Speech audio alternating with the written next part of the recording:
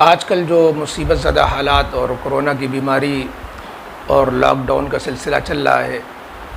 تو لوگ پیشگی زکوٰۃ ادا کر رہے ہیں، اور پیشگی زکوٰۃ کا مطلب یہ ہے کہ ابھی سال پورا نہیں گزرا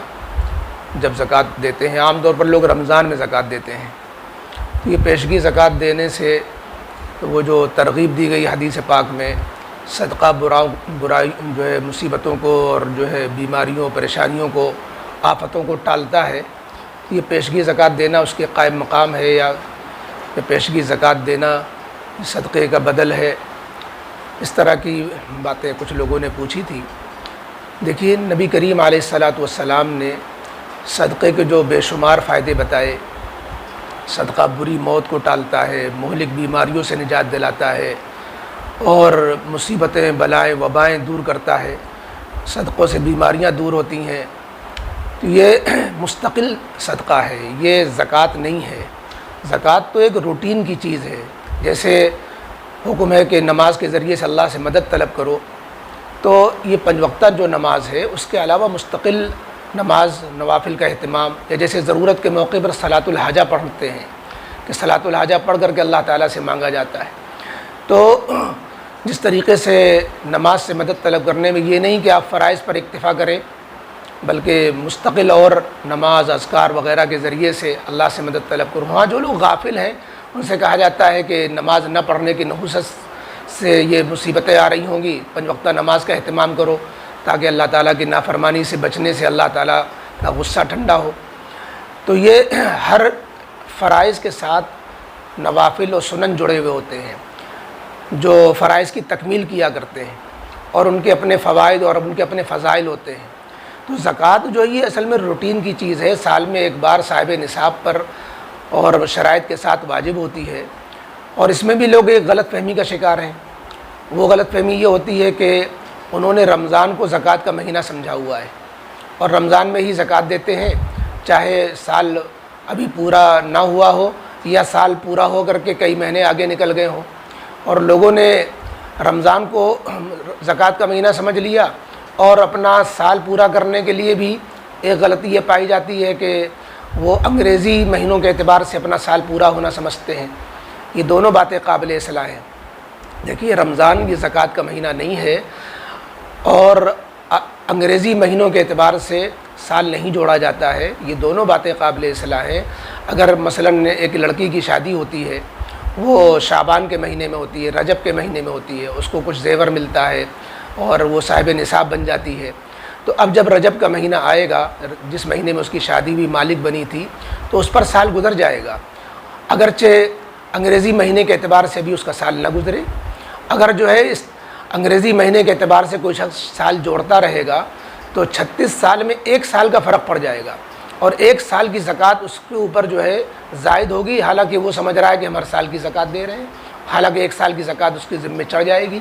تو اس لیے پہلے ایک تو ہمیں چند باتوں کو یہاں پر غور کر لینا چاہیے۔ ایک تو یہ کہ ہم اپنے جب سے ہم مالدار بنے ہیں، جب سے زکوٰۃ واجب ہوئی ہے، اس میں جس مہینے میں ہم صاحب نصاب ہوئے ہیں، جب وہی مہینہ آ جائے عربی مہینے کے اعتبار سے، تو ہم پر سال گزر جاتا ہے، نمبر 1۔ نمبر 2، سال کے گزر جانے کے بعد زکوٰۃ کی ادائیگی کا کوئی مہینہ شریعت نے مقرر نہیں کیا ہے۔ جب سال گزرا تو اسی وقت زکوٰۃ ادا کرنے کا اہتمام کرنا چاہیے، پھر رمضان کے آنے کا انتظار نہیں کرنا چاہیے، کیونکہ جس طرح رمضان میں جو نیک اعمال کی فضیلت ہے، ایسے ہی کسی عمل کو اپنے وقت سے مؤخر کر دینا، اور خدا نخواستہ اگر عمل رہ گیا تو زکوٰۃ ذمے میں رہے گی اور دنیا سے بغیر زکوٰۃ دیے جانے والوں میں شمار ہوں گے، یہ ایک مستقل جو ہے گناہ کی بات ہو جائے گی۔ اس لیے زکوٰۃ اپنے وقت پورا ہونے پہ دے دینی چاہیے، لیکن زکوٰۃ کا وقت نماز کی طرح اس طرح متعین نہیں ہے کہ اگر اس وقت تک زکوٰۃ نہیں دی تو وہ قضا ہو گئی یا ٹائم نکل گیا، بلکہ زکوٰۃ کا وقت جو ہے شریعت کی طرف سے نماز کی طرح مقرر نہ ہونے کی وجہ سے آدمی پہلے بھی زکوٰۃ دے سکتا ہے، سال پورا ہونے پر بھی دے سکتا ہے، سال پورا ہونے کے بعد دھیرے دھیرے ادا کرتا رہے، جب کوئی مستحق سامنے آیا تب تھوڑا تھوڑا کر کے زکوٰۃ نکالتا رہے، اس میں گنجائش ہے۔ یہاں جو مسئلہ چل رہا ہے کہ لوگ پیشگی زکوٰۃ دے کر کے غربا کی خدمت کر رہے ہیں، کھانا تقسیم کر رہے ہیں اور جو ہے غلہ تقسیم کر رہے ہیں، نقد رقم بھی دے رہے ہیں، بہترین جذبہ ہے غربا کی خدمت. لیکن یہ جو پیشگی زکوٰۃ کے ذریعے سے دی جا رہی ہے، جس کا نتیجہ یہ نکلے گا کہ جن کو آپ زکوٰۃ عام طور پر دیا کرتے تھے وہ ان کو آپ زکوٰۃ نہیں دے سکیں گے. اور پیشگی زکوٰۃ دینے کی بنا پر وہ حالانکہ کوئی جو حرج نہیں ہے اور شریعت میں اجازت ہے، آپ پیشگی زکوٰۃ دے دیں گے، آپ کی زکوٰۃ بھی ادا ہو جائے گی. لیکن جو اصل ترغیب اللہ کے رسول صلی اللہ علیہ وسلم کی طرف سے دی گئی تھی کہ فقراء پر صدقہ کرو، غریبوں کی خدمت کرو، مساکین اور بیواؤں کا خیال کرو، بھوکوں کو کھانا کھلاؤ، اور یہ صدقے کے ذریعے سے مصیبتیں دور کرو، دواؤں اور جو ہے دوا کے قائم مقام ہے صدقے کے ذریعے سے علاج کرو. تو یہ صدقہ الگ چیز ہے. آج جو ہے ہم کو پیشگی زکوٰۃ کو ہم نے کافی سمجھ کر کے اور اس کو یہ کافی سمجھ رہے ہیں کہ یہ صدقے کا فائدہ پہنچا دے گا. پیشگی وہ زکوٰۃ فریضہ ہے، صدقے کے فوائد جو ہیں وہ زکوٰۃ ادا کرنے کے بجائے صدقے ہی سے ادا ہوں گے. ہر چیز کا اپنا الگ الگ فائدہ ہے. تو صدقے کا جو فائدہ ہے وہ صدقے ہی سے پورا ہوگا، اور صدقہ وہ زکوٰۃ کے علاوہ چیز ہے. لہذا ہمیں چاہیے کہ ہم زکوٰۃ کے علاوہ، زکوٰۃ تو آنا پائی کے حساب سے ہمیں ادا کرنا ہی کرنا ہے،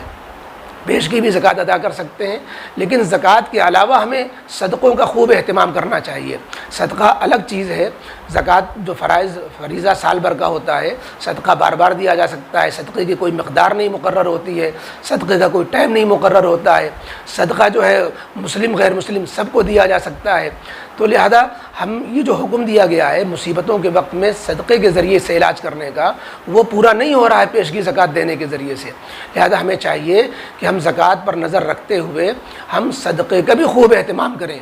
زیادہ سے زیادہ صدقہ نکالیں، زیادہ سے زیادہ اپنی حیثیت کے مطابق جو ہے صدقے کے ذریعے سے اپنی بیماریوں، مصیبتوں، بری موتوں کا جو ہے حل نکالیں، اللہ تعالیٰ کو راضی کرنے کی کوشش کریں. صدقہ اللہ کے غصے کو ٹھنڈا کرتا ہے، مصیبتیں دور کرتا ہے، بڑے اس کے فائدے ہیں. ہم صدقے سے غافل ہیں اور صرف زکوٰۃ پر ہمارا فوکس ہے. ہمیں زکوٰۃ کے ساتھ ساتھ صدقوں پر بھی پوری نظر رکھنی چاہیے. اس کا ہمیں خیال رکھیں.